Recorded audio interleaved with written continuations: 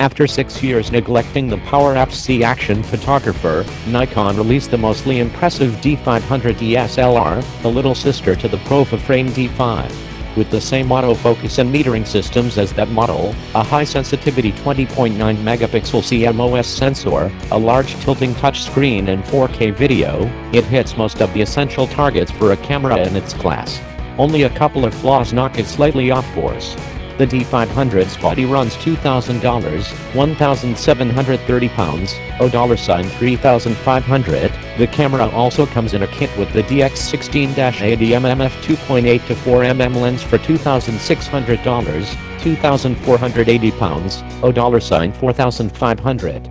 Unlike a lot of kit lenses I've seen, this one's pretty good, and has a useful general-purpose focal length range equivalent to 24-120mm. The lens is sharp, with a reasonable maximum aperture range that should match the needs of people who'd be buying the body and want something for routine situations. It takes more than just raw speed to optimize a camera for continuous shooting. You need the ability to take decent photos at high sensitivities. That's the only way you can use action-stopping fast shutter speeds and sharpness maximizing narrower apertures under a lot of conditions. Most activities don't take place in bright, direct sunlight.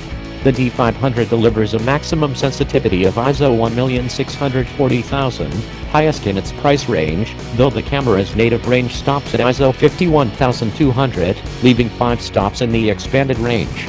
The color rendering and white balance are excellent. Its default standard picture control increases contrast and you'll lose some highlight and shadow detail, and midtones are compressed, but the occasional hue shift is minor.